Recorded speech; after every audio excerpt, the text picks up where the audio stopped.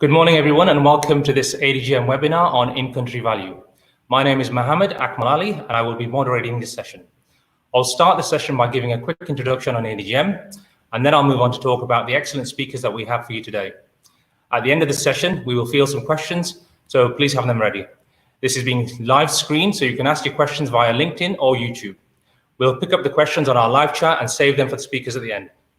Now, ICV is an extremely important step in the growth and diversification of the UAE.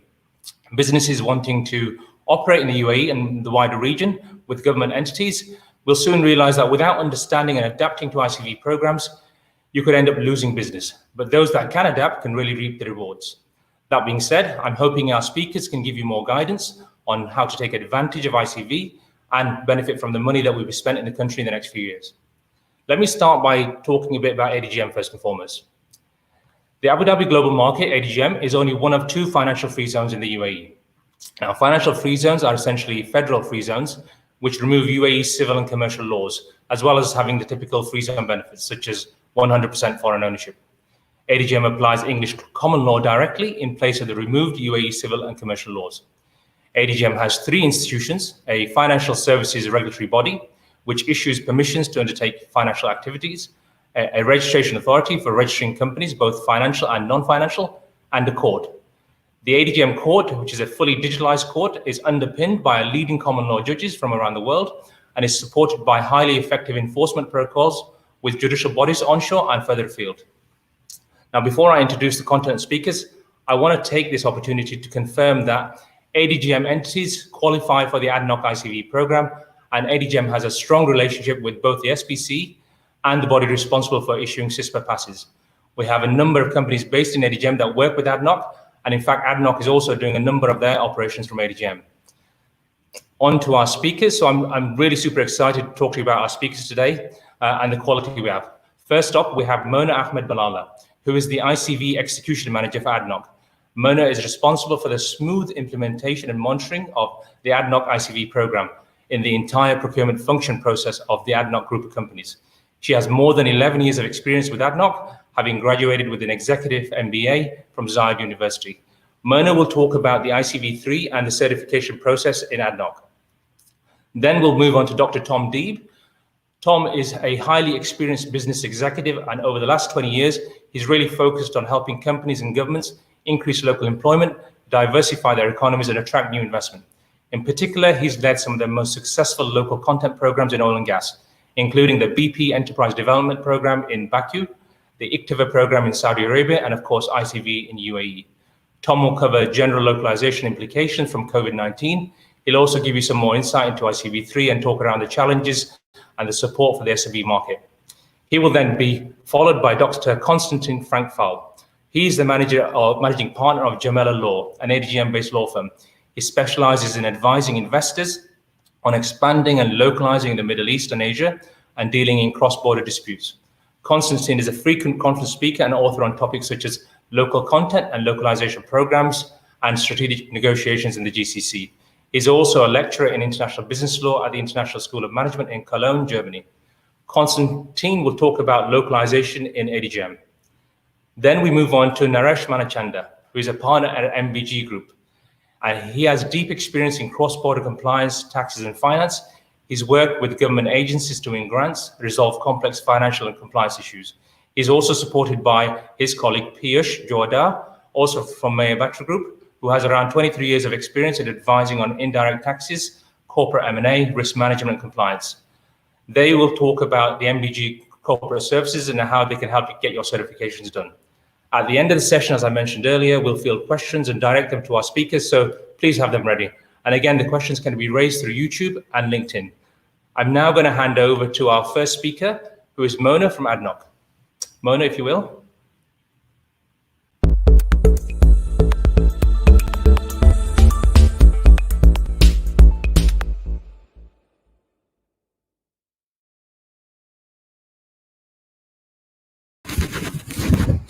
Hello, good morning, everybody. I hope that all are safe and well by staying at home. Today, I'm going to present the ICV 0.0 certification process. Can you pull the presentation, please?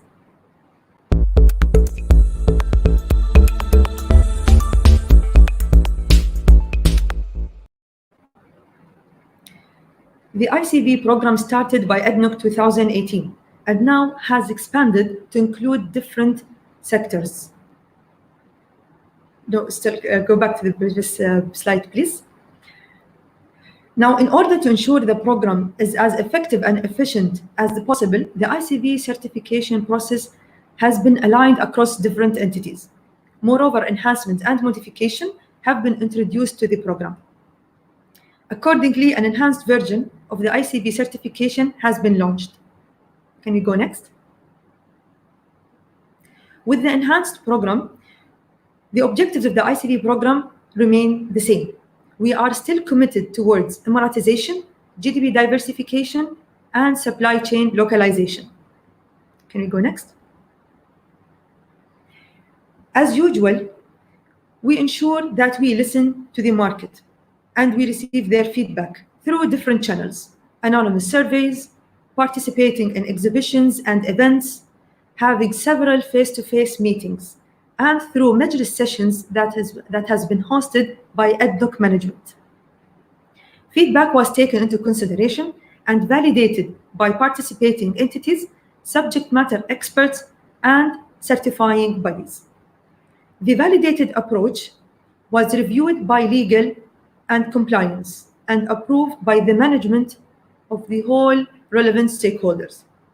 Moving towards the implementation of the aligned certification, we have established the required framework and signed memorandum of understandings with all ICV participating entities. And from then, we started our communication to the market. Can we go next? We are pleased to inform the suppliers community that from now onwards, there will be one aligned certification process for the 4 entities who are having different value-add programs.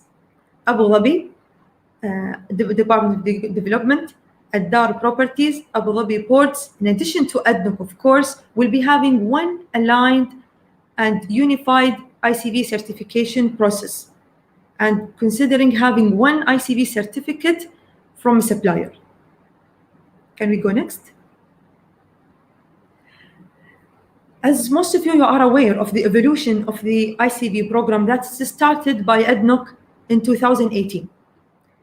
Later, in November 2019, the new brand of ADNOC's ICV was unveiled.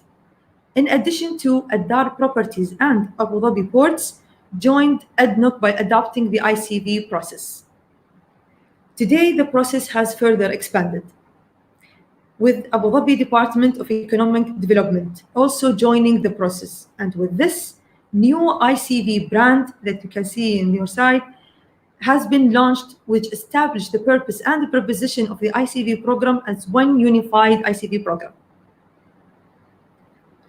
Next, please. The ICV, or the in-country value program, consists of 2 parts, which are the ICV certification and ICV implementation. The ICV certification, which I'm going to discuss today, is the unified process across the whole ICV participating entities. Nowadays, we have the supplier who can issue ICV certificate that can be considered across the 4 entities through their value add programs. We have ADNOC, Abu Dhabi Department of Economic Development, Adar Properties, and Abu Dhabi Ports can deal with the suppliers who issue one unified ICV certificate. The second part, which is the ICV implementation, is unique at each entity level, which works in accordance to their business activities. So accordingly, each entity will be considering the unified certificate based at their policies. Next, please. So by considering one aligned certification, we are having one formula for all. So as you can see, the formula has not changed much, is a bit fine-tuned. So speaking with the first enhancement, which is affecting both manufacturing and service provider, is that we are measuring the local procurement against the total procurement instead of revenue. Moving towards the investment part, there is nothing has changed with the investment calculation part that worth 10%. It's been considered by having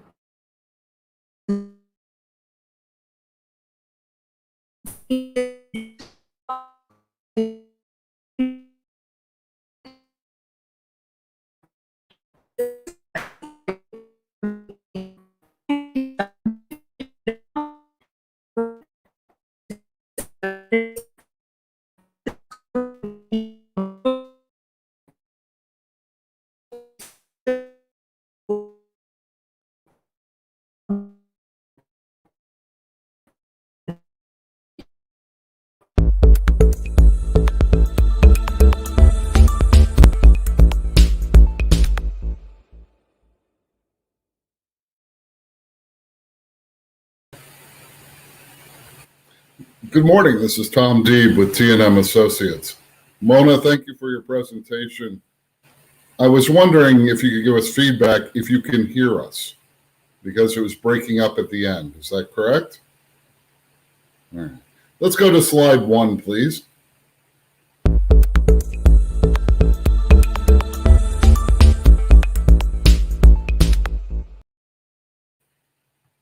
Good morning. Again, thank you. And I'm glad that you can hear me.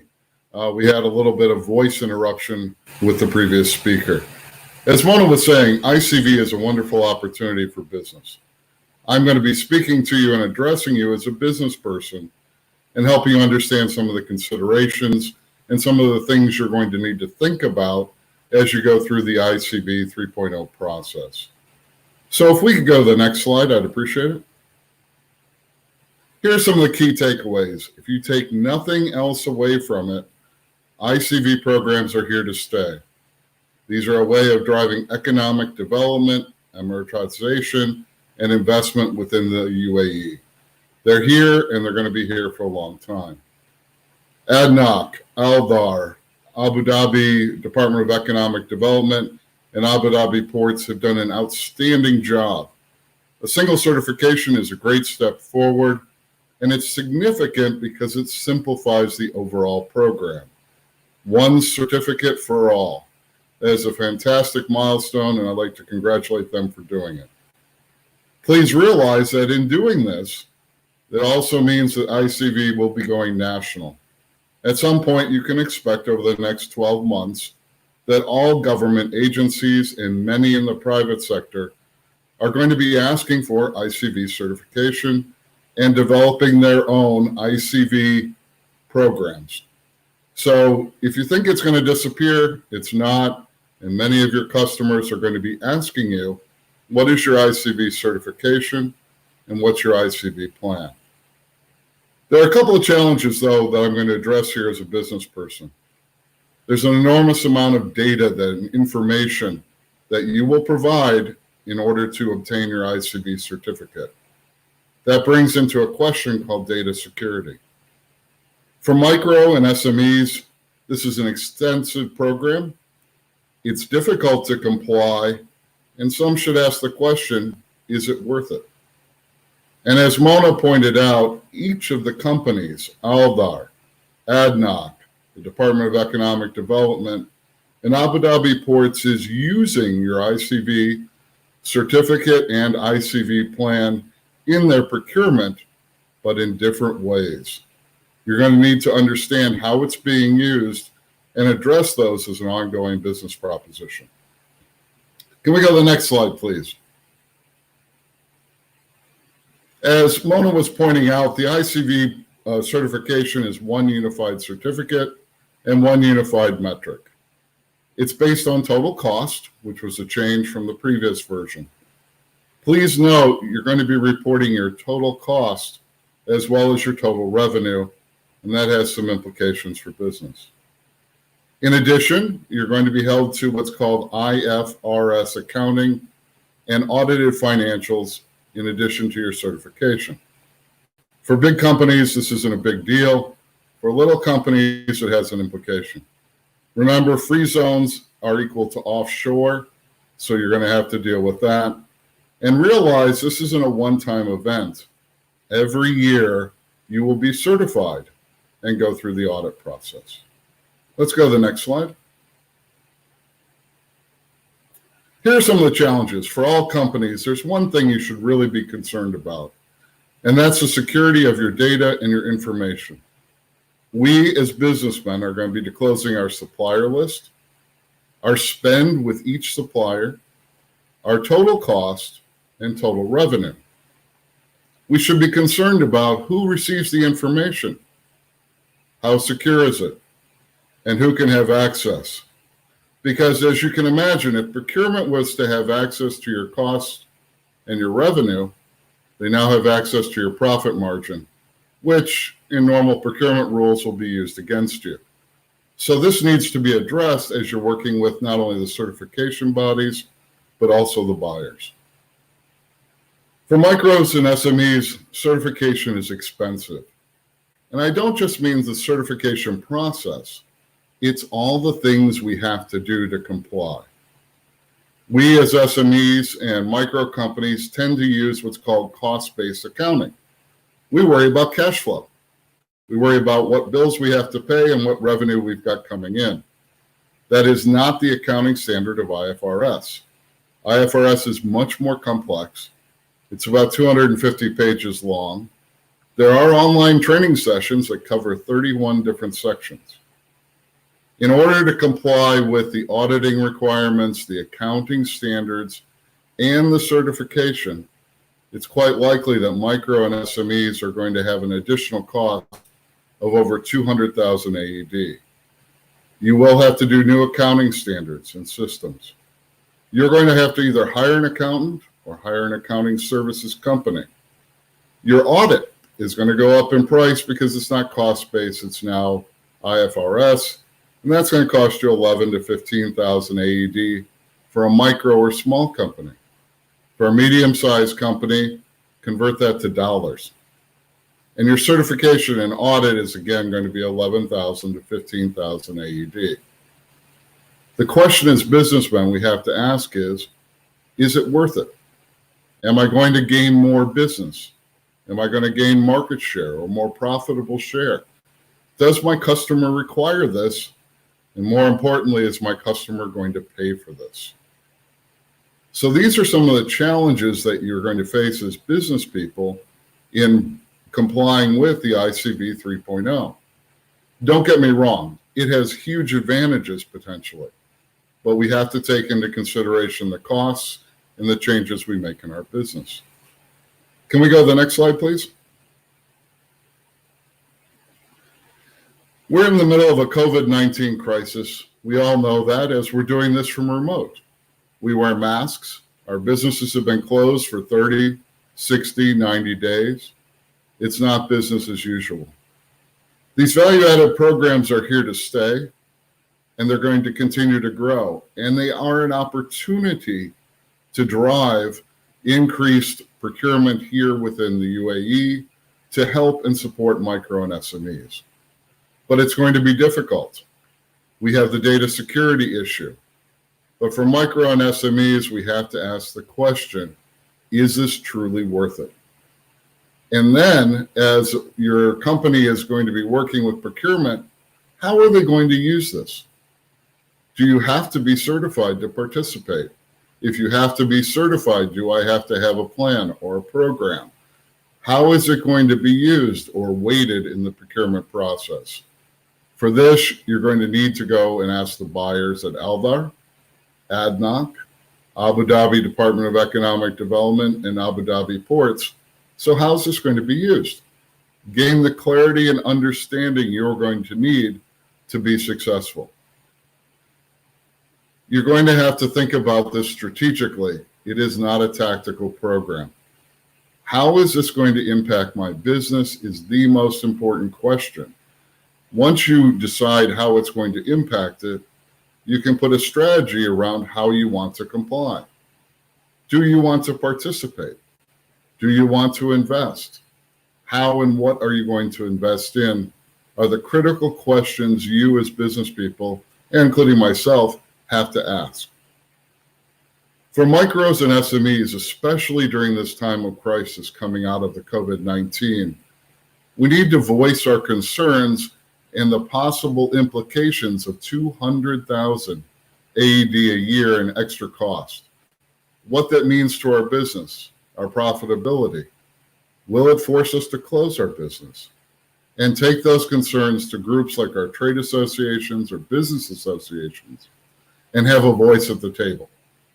Every day decisions are being made on our behalf, and we need to understand those decisions, the implications, and have a voice in our own success in the future. I'd like to thank you for the time. And now I'd like to turn this over to Dr. Constantine, who will talk about ADGM and ICV 3.0.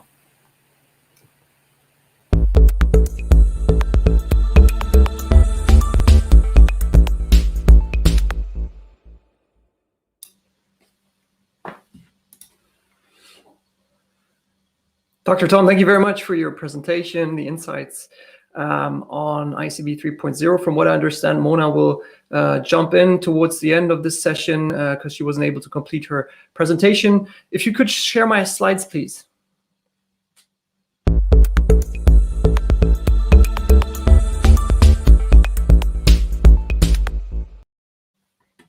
Yes, I'm going to talk about localizing in ADGM and making use of the Abu Dhabi Global Markets Financial Free Zone in order to set up your ICV structure. Just one slide towards on what we do. We help companies deal with localization and local content programs in terms of reviewing the corporate structure.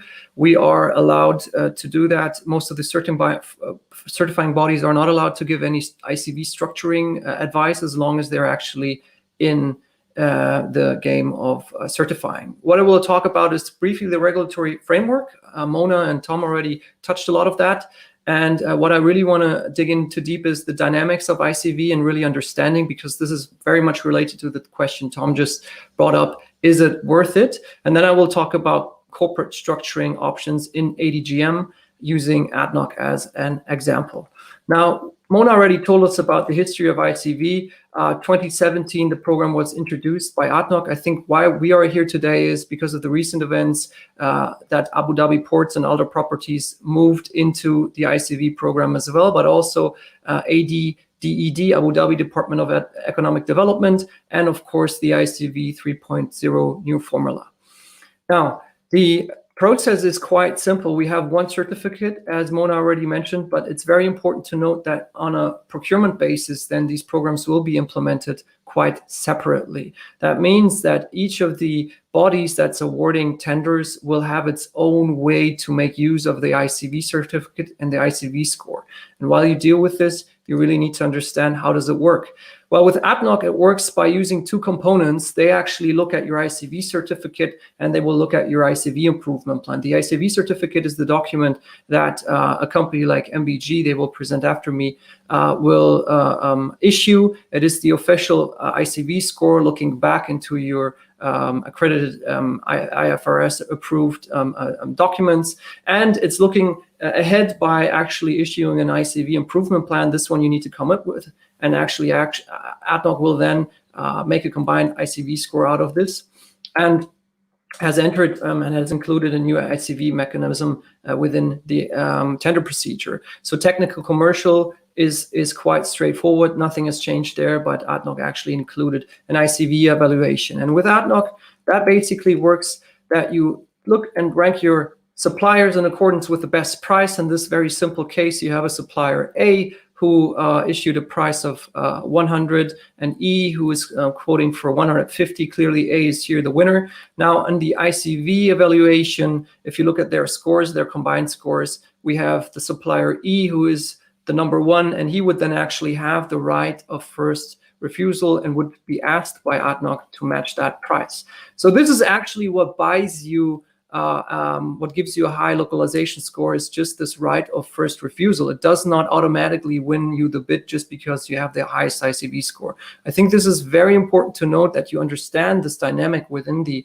tender procedure. And as Tom mentioned already, and Mona also, the way and the process how ALDAR and how ADDED and Abu Dhabi ports will implement this will probably vary, and they have the liberty to do so. So what is unique is the ICV certificate, but how they will actually make use of this within the procurement process is quite different. That's one aspect on actually identifying how you make use of ICV in order to gain more business, is first to understand that, and also to understand your exposure. Here I gave you just an example also that relates to ADNOC. You can clearly see here you would have one big EPC contractor in the middle.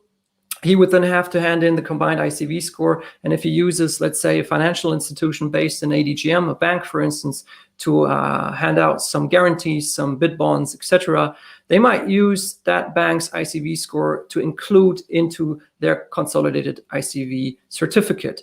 If the financial institution, ADGM based, would actually want to do business directly with ADNOC, they would need to hand in their combined ICV score. That's the ICV certificate and the improvement plan. So depending whether you're doing direct business or indirect business with ADNOC or one of the other bodies that is using the ICV program, you might have different obligations in terms of ICV certificate and or improvement plan. So try to understand that. Now I'm touching on the Abu Dhabi global markets. As we all know, this is a leading financial free zone in the United Arab Emirates, more specifically in the Emirate of Abu Dhabi. It's been based on the Abu Dhabi Law number 4 of 2013, and you can have up to 100% foreign ownership. So this is very interesting for a lot of the foreign investors. And as Mohammed already mentioned, ADGM is also its own court system, which follows English common law and has excellent also online facilities. We also have, and that's quite important if we look ahead, Tom already mentioned the COVID-19 crisis. We have tax exemptions. So if a corporate income tax were to be introduced into the United Arab Emirates, there is tax exemptions within ADGM. Now, how do you set up in ADGM in order to do business with ADNOC? Generally speaking, you need to understand that you require an onshore license. As I just mentioned earlier, ADGM is obviously financial free zone. As such, the services that you render are geographically limited within the free zone. So often ADNOC, but also ADDED and ALDAR and Abu Dhabi ports will ask you for an onshore, a mainland license. So you can get this typically, first of all, you need to understand what kind of services are you rendering, what kind of licenses is ADGM issuing. So you need to understand the license catalog of ADGM. They've brought it in the past. So make sure you get one of those commercial activities that actually suits your purpose. You would then obviously also have to get an approval by the Supreme Petroleum Council. Mohammed also already mentioned this. ADGM has strong ties with the SPC. They've signed a MOU, and you might even also get an approval in order to carry out any further activities onshore in terms of the Critical Infrastructure and Coastal Protection Authority pass. So the approval through the Supreme Petroleum Council is something that typically is dealt with when you apply for a so-called dual license. So you apply it with this, with the activity, an initial step with ADGM, and later on, when you will request your dual license to get the onshore license, the Department of Economic Development will handle this. Now, the dual licensing, there was a MOU already between ADDED, the Abu Dhabi Department of Economic Development, and ADGM, but this really kicked off at the end of 2018 through the Administrative Resolution 2019, which actually allows certain free zones that Abu Dhabi mainland business and to basically obtain an onshore license. And the onshore license would then simply be granted on a reduced basis in terms of not having not being required to lease out any office space. This having been said, there are some restrictions in terms of getting the respective visas. So typically you need a minimum space in order to obtain visa for onshore deals. So if you basically try to use ADGM as a facility to structure your man-intensive services, it might not be the right way to do it, because then obviously you would end up with two fully fledged setups, one in the ADGM and one in the mainland. So keep that in mind as well. Now, this basically concludes my presentation. The question will be, ICV moved from oil and gas to logistics, Abu Dhabi ports, real estate, ALDAR, and general procurement, ADDED. What's next? My take is, and I agree with Tom there, we will see a full rollout on federal level. We will see other emirates using these programs in order to localize. ICV definitely consolidated its position as the standard localization program. ADNOC is obviously has the leadership role in this by making this brilliant move to unify the certification process. But, and we've learned this also, procurement bodies themselves, they will have the autonomy to look after the application of the program. And that actually means, to what degree is it important to have a high localization score? How is it going to be dealt with within the procurement process? So really make yourself familiar with this. COVID-19, Tom mentioned this also. I think ICV, the speed that we see the rollout is going to happen is going to be accelerated, in particular in critical goods.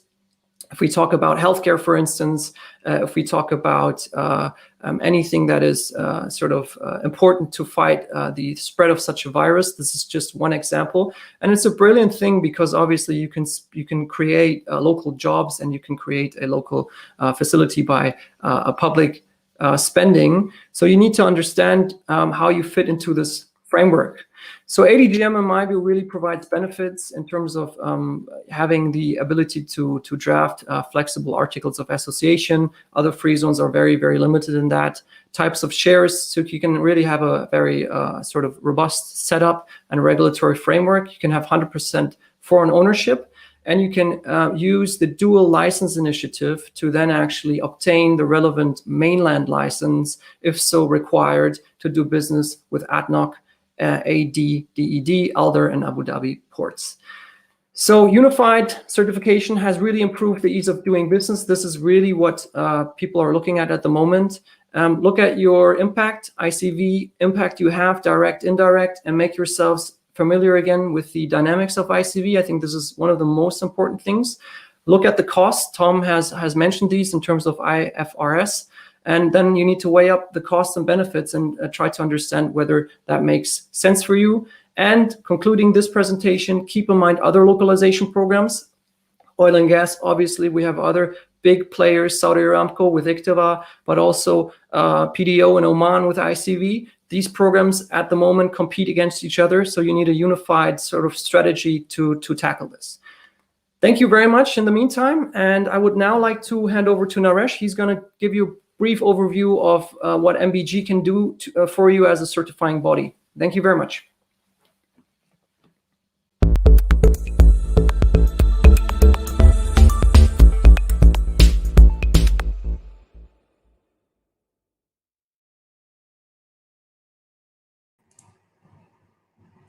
Very good morning. Thank you, Dr. Constantine. We'd like to thank ADGM leadership and ADNOC's team for giving us the opportunity, and all of you for taking out time for today's session. I'm going to talk about MBG Group, which is one of the certifying body. So we were established in 2002. We are serving around 20% of Fortune 500 companies, local family houses, MSME sectors based out of headquartered in Singapore and serving in China, Japan, UAE, Germany, and India. Foreign enterprise group is a concept that we introduced since our inception when Japanese enterprise group was established, which are basically the project managers and the technical expert serving the respective Japanese nationalities. It has grown organically. Now we have established Chinese, Singaporean, European, Arabic, and India enterprise group as well. Overall, 450 employees, out of which 150 employees are based out of UAE, serving the companies in this part of the world. Another key plus is that the leadership team that we have in the organization has a huge industry experience. For example, our chairman and founder, Mr. Mayur Batra.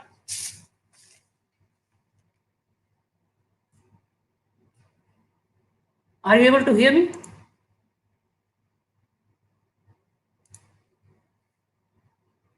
Can you hear me?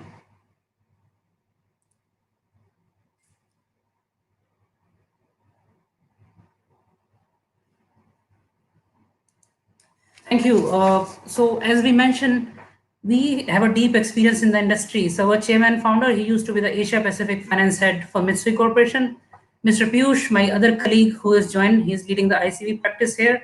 He has a deep experience of working with Honda Corporation in Africa, Middle East region. Similarly, for me, I used to work with General Electric in their power business across Africa, India, Middle East region. So all the leadership has deep experience of the industry. So the industry experience coupled with the consulting experience, we are providing support to the business in the real world. Our specialization is cross-border areas of business, which is audit, taxation, internal audit. We have done tons of work in merger and acquisition, legal advisory, strategy, and technology. So pretty much we provide all the integrated support to the businesses based on what are the requirements of a corporate organization. Now, based on the current scenario, most of the customers have requested us various issues that they're facing. So we have launched multiple products and services in line with the requirement of the times. So whether it's from the risk side, they have launched products on working capital management. Similarly, on taxation, we are helping many e-commerce companies these days.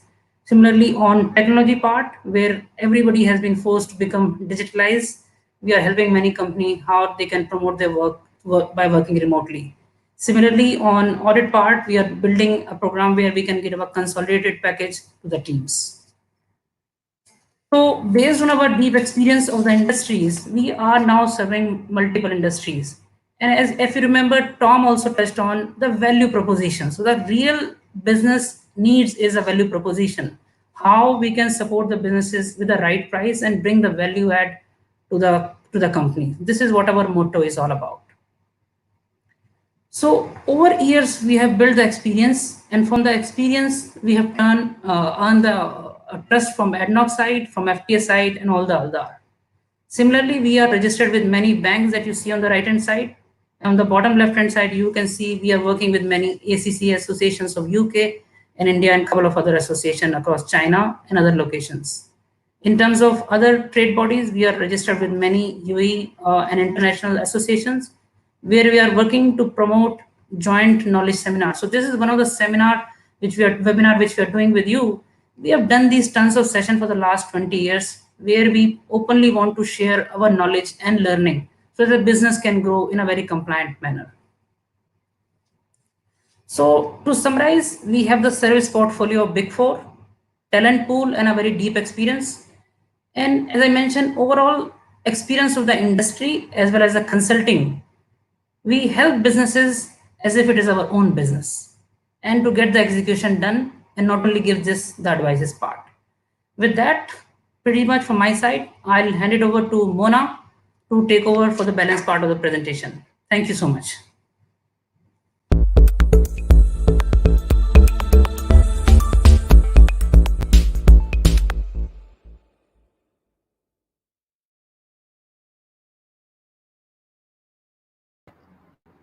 Thank you, Naresh. So maybe we can take over from where we have stopped. So for the formula, nothing has changed except for the small enhancement that has done for the local procurement to be measured against the total procurement of the suppliers instead of revenue.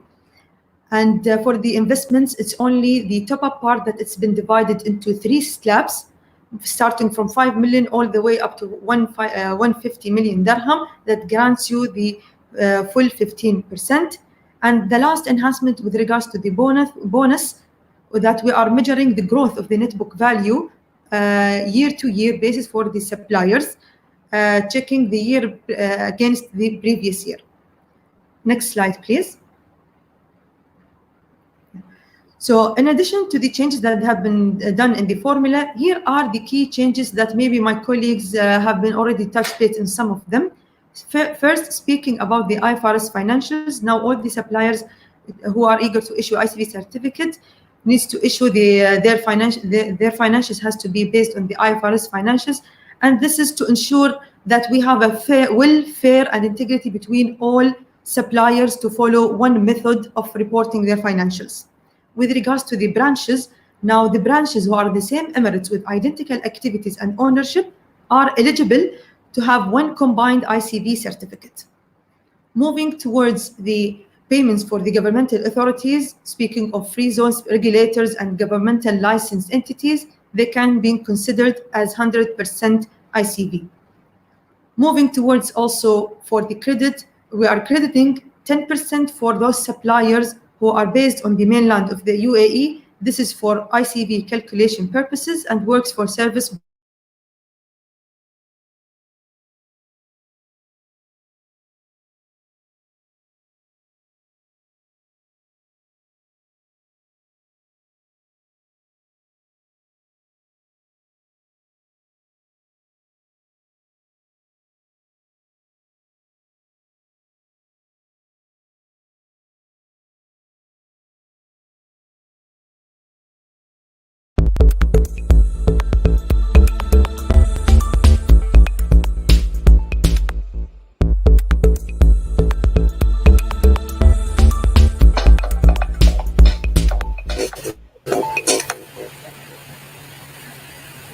Thank you, everyone, for your content. Thank you for the speakers for the insightful information. We hope you all found that very useful. I think we've had some difficulties in terms of presentation and slides, but hopefully the message is clear. ICV is very important moving forward. At this point, I'd normally ask for a round of applause, but I'm going to go through visual perhaps instead. Perhaps we can do that by asking questions as well. I will start with the first question. I'll answer it myself. Dr. Constantine mentioned earlier that you might need a due license for the SPC approval, but actually you don't need a due license for the SPC approval. We can do that directly ourselves. One of my colleagues will basically apply on the entity's behalf. We've had a bunch of questions coming in, so maybe I can move to the first question and I can address this to, I think, Mona and Tom. They asked about basically, does the certification program incorporate any sustainable business or sustainable finance principles or requirements? Perhaps Mona, you can start and then hand over to Tom, maybe. So the question again is, does the certification program incorporate any sustainable green business finance principles or requirements?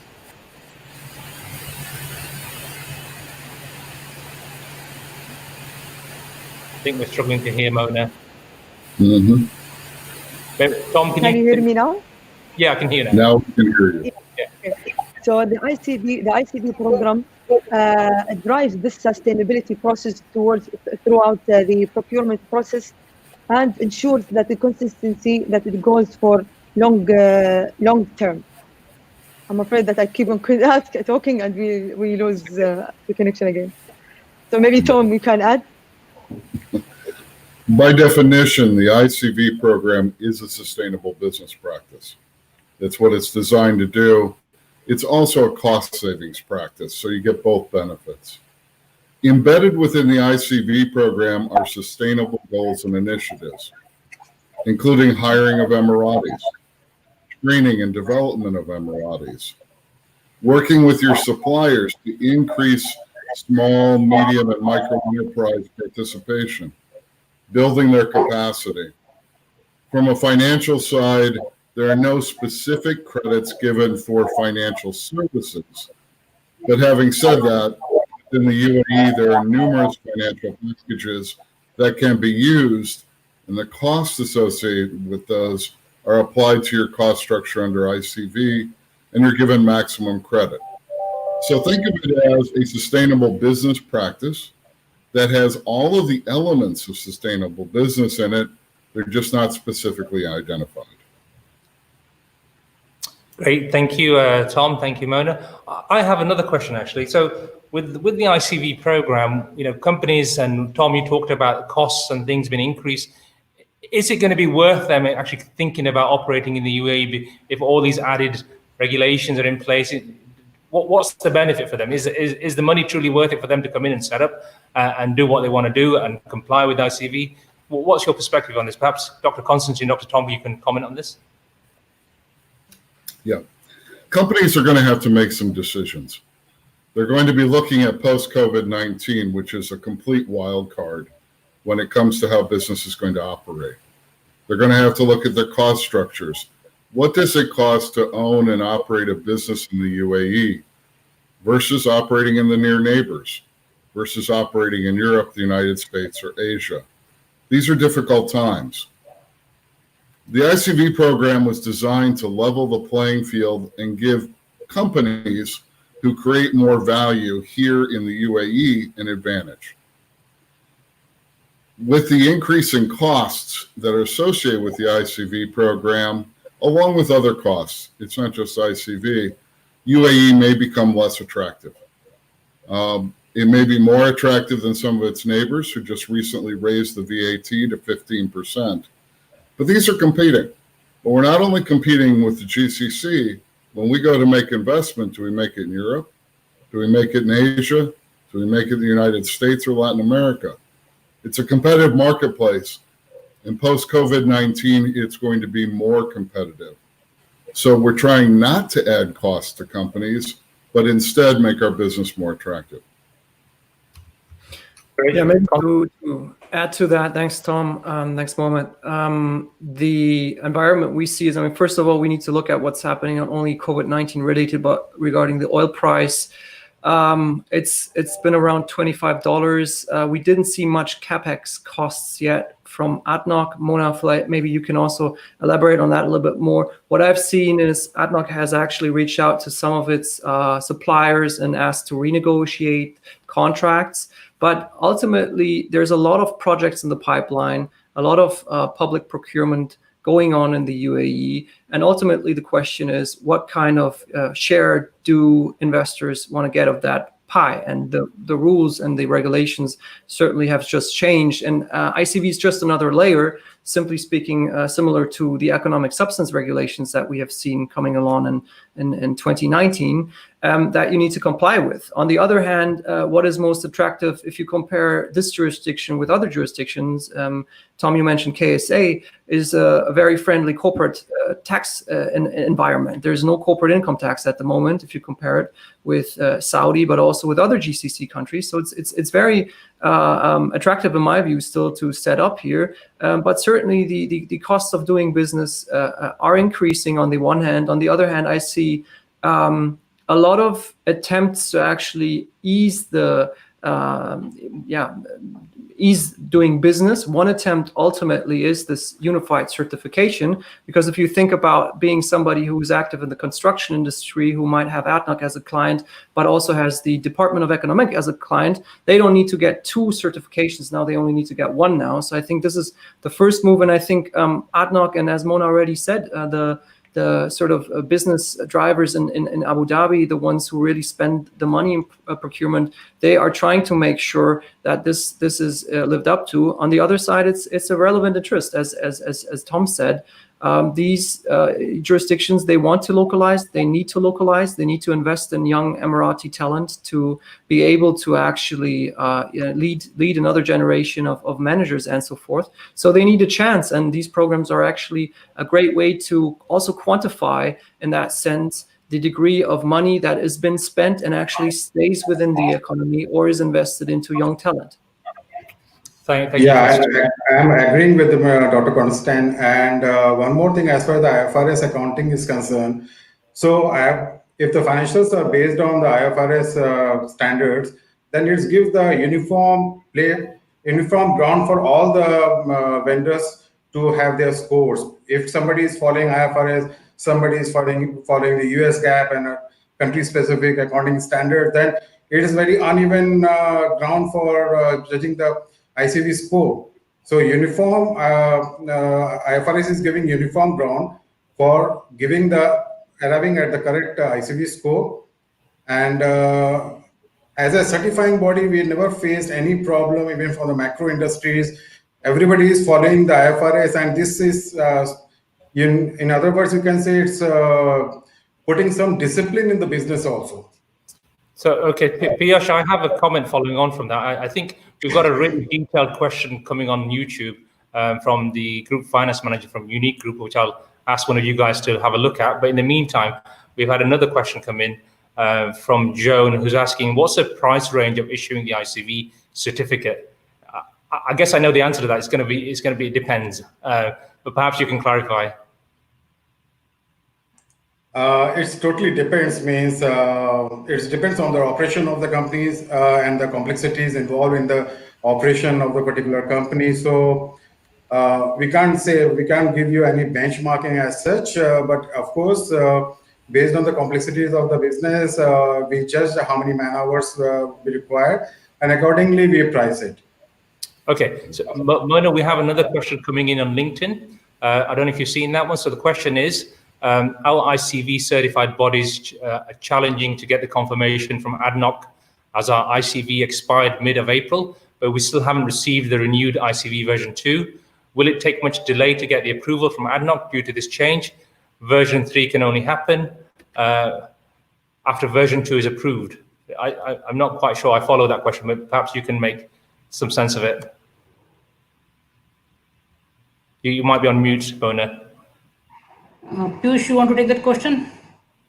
Yes, I think the suppliers or the question is referring to how they can go on and start issuing the revision 3 while the previous one is get expired. Here we are changing the consideration that we are looking at the validity of the purchase itself when it happens and the validity of it.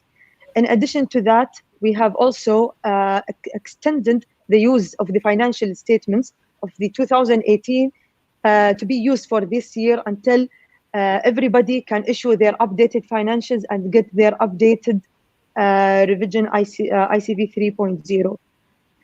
I would like to add the comment to what my colleague explained about the prices of the certificates, that it's as he just clearly explained, because he's the professional in that. But some of the certifying bodies, they are giving certain discounts and special prices for the small, medium enterprises that boost them and help them to issue their own ICV certificates. Thank you. Okay, so Tom, you just come in and commented on some specific costs. Do you want to make that public? Yeah, sure. So in general, if you're an SME or a micro, it's going to run between 10 and 15,000 AED, typically for the certification. If you're a larger corporation, it'll cost you 10 to 15,000 US dollars. And those are pretty much guideline type of things we've seen over the last several years, whether it's here in UAE or whether it's in the Kingdom, Oman, etc. So that'll give you a pretty good basis from which to compare pricing. I would suggest that if you're going out to get pricing, shop around. There are good deals available.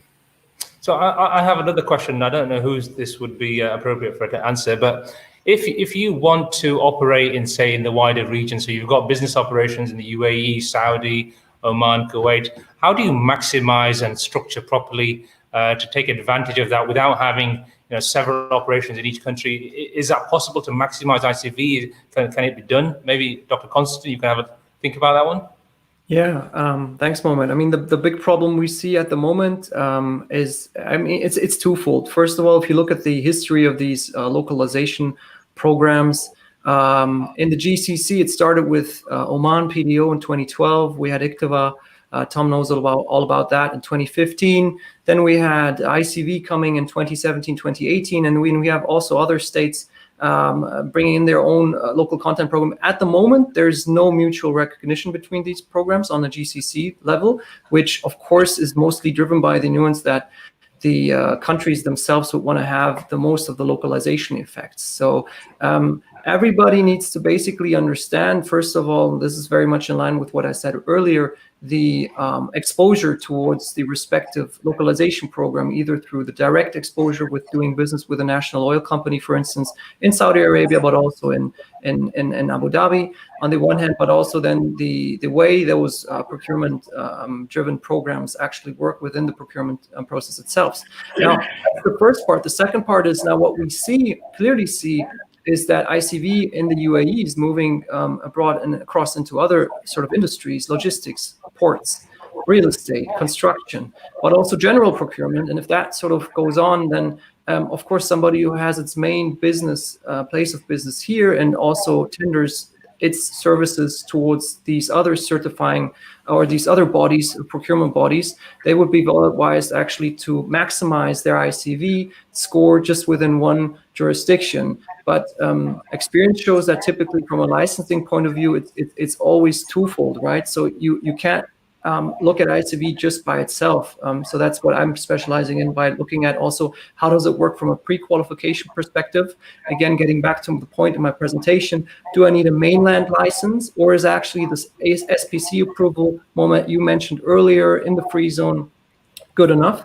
This really depends on the activities you're carrying out. So people are well advised actually to look at what are the pre-qualification criteria, what kind of license do I need, how does that license actually translate into ICV, and then in which industries am I actually active? Do I have any synergies in terms of construction, real estate, or construction and let's say oil and gas, and so forth? Or even if you look at the defense industry, Tom and I did a fantastic event last year where we looked at some synergies in offset programs, if we look at the Tawazun Economic Council program. So that if you bring all that together, you can have a very interesting localized investments.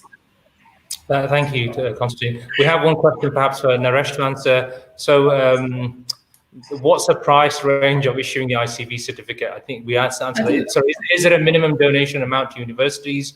And if someone doesn't have IFRS, how they can turn into acceptance for this year?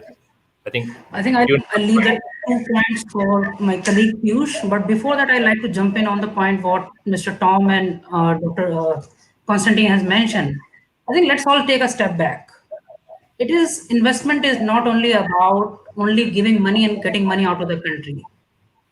All of should be considering this young population of entire Middle East region. And each of the countries are competing with each other.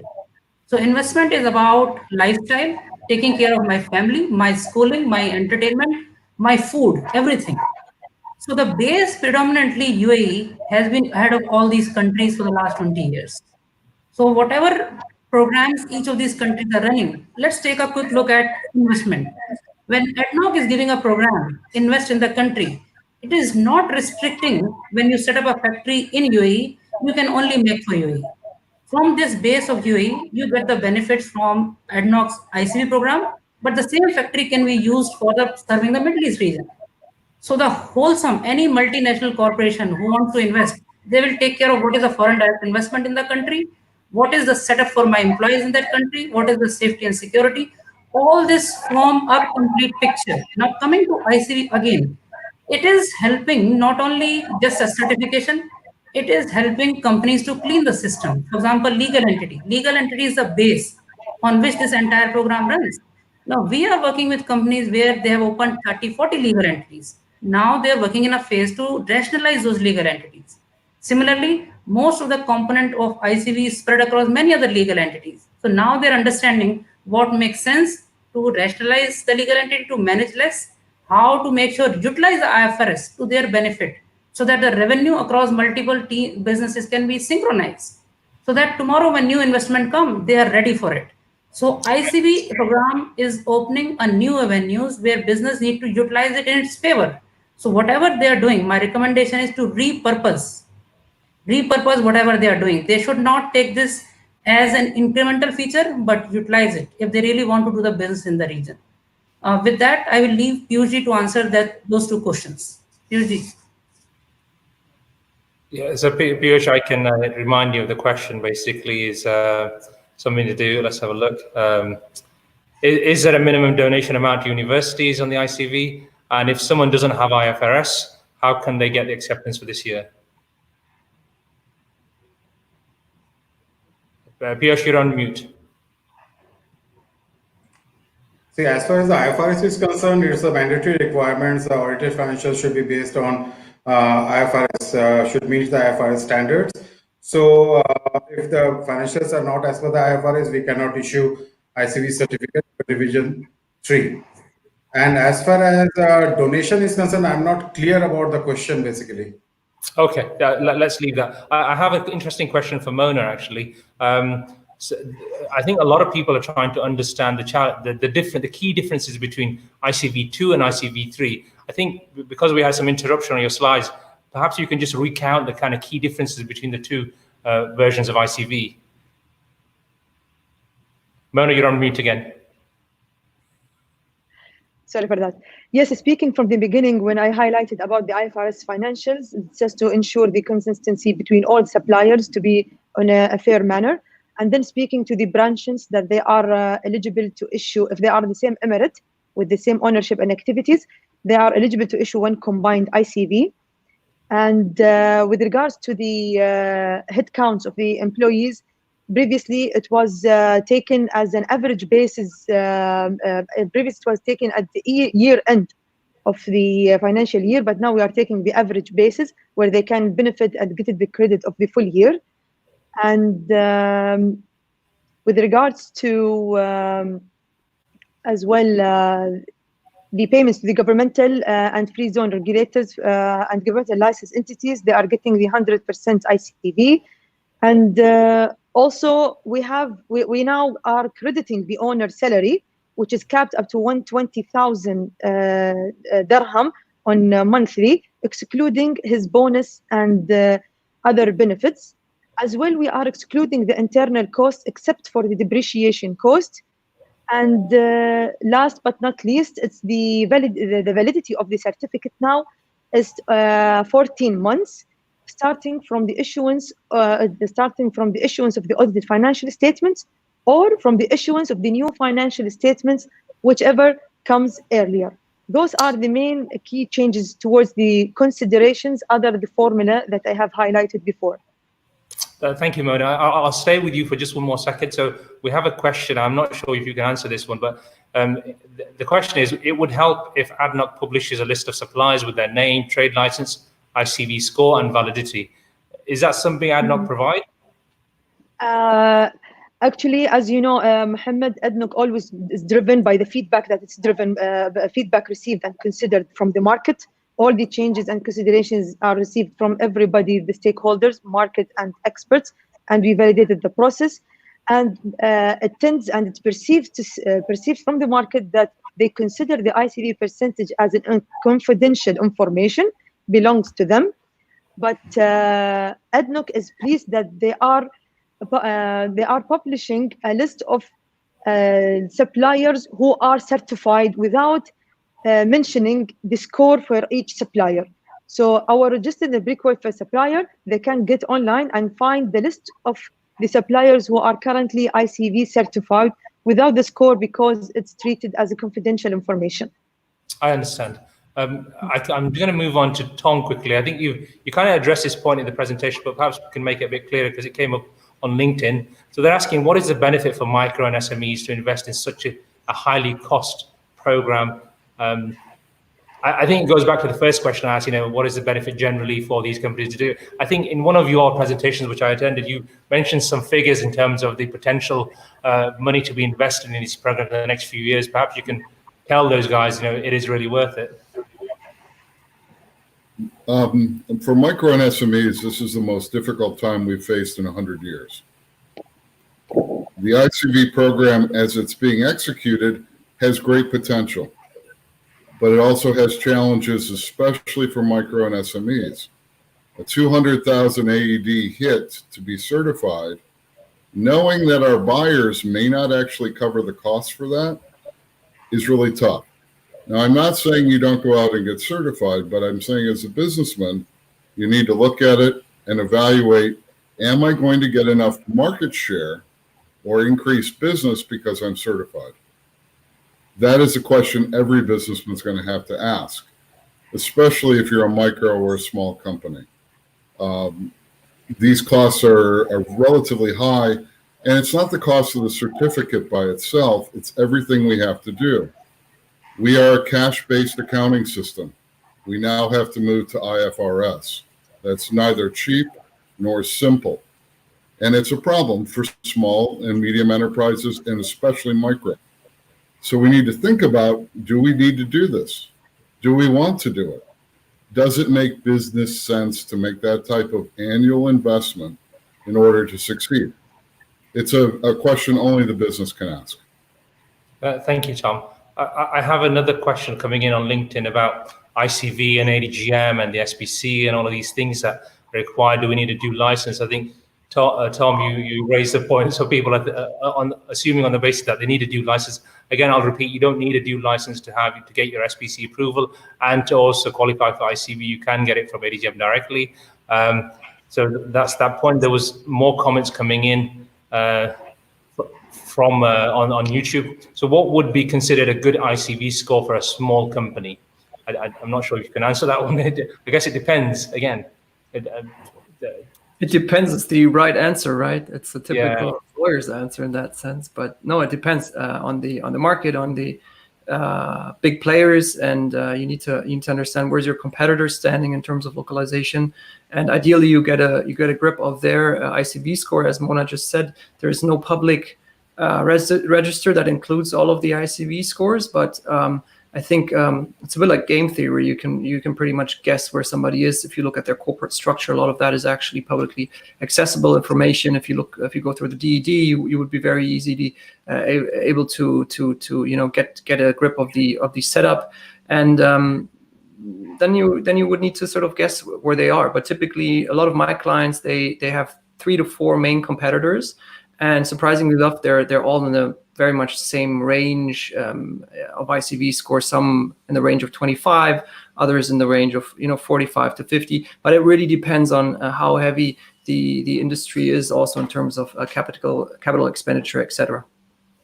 Is there an advantage to publishing your score, to tell maybe you're a grade 2 supplier, to tell the grade 1s, look, this is the score I've got, I'm really good, please come and work with me, we can do this. So is there some value in doing that?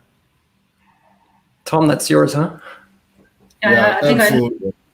I think I'll take it. So I think it is an essential for everybody to understand what is the implication in mid-term and long run.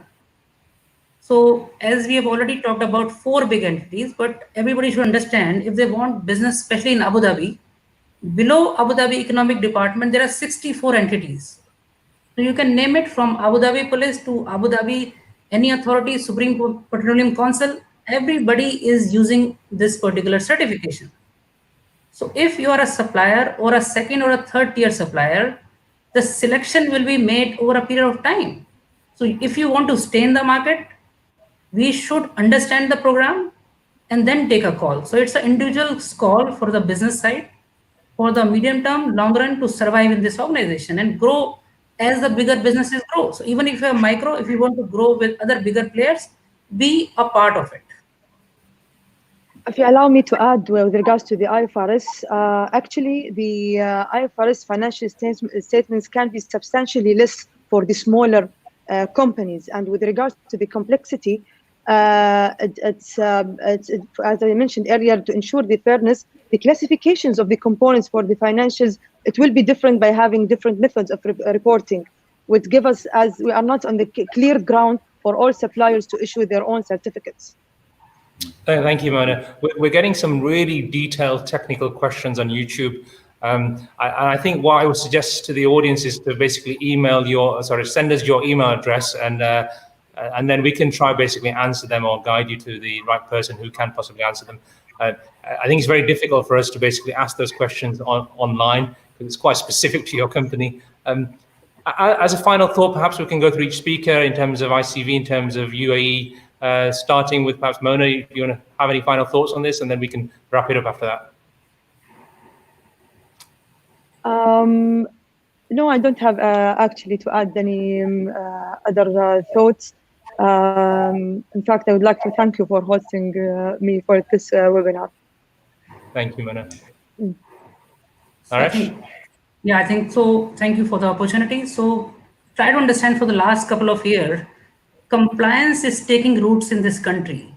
The journey picked the rapid speed with VAT introduction, and ICV is part of that journey. Whether you take CBCR, economic substance, many other laws are coming. So every businesses, if they integrate and understand those, they will run smoothly and have more businesses.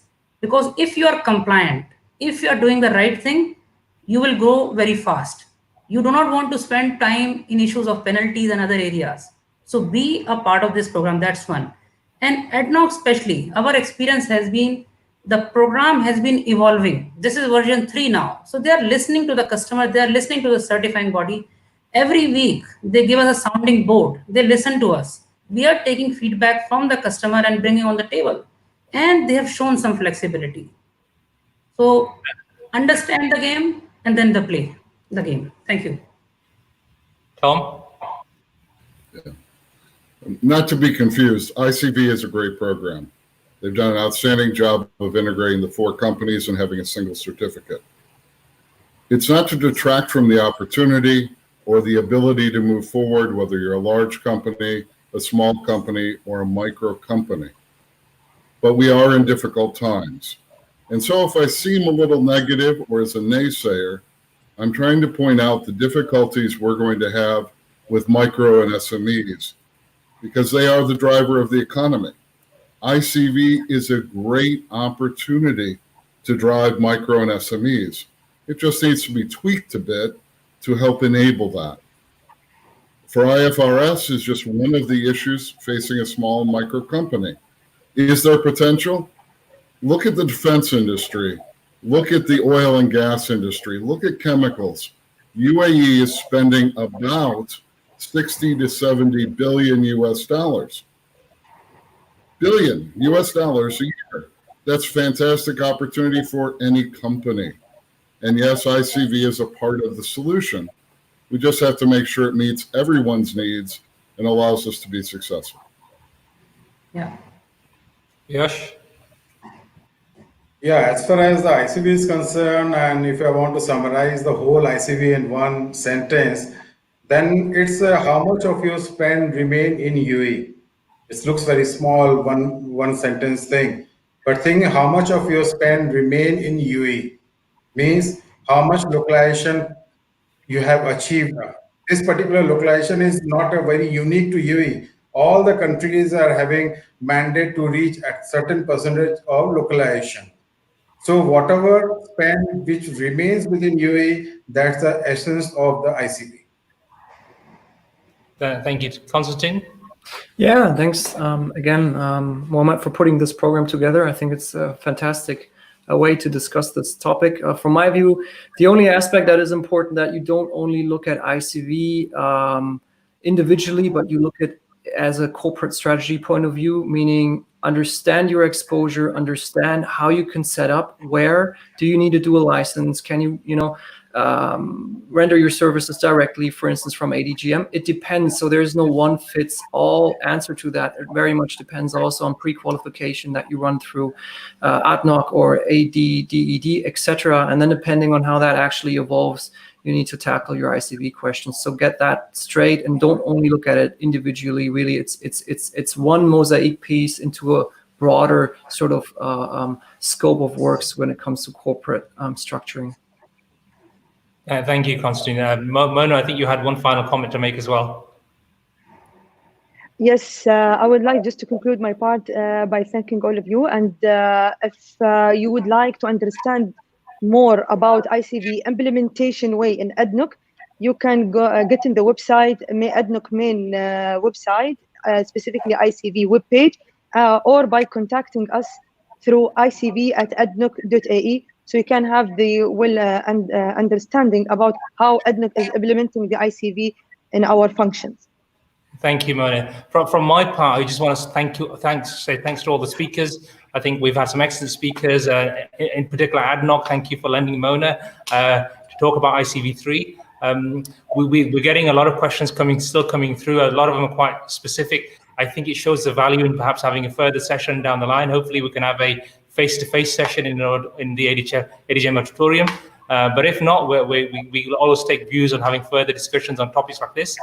So please come and approach us and let us know.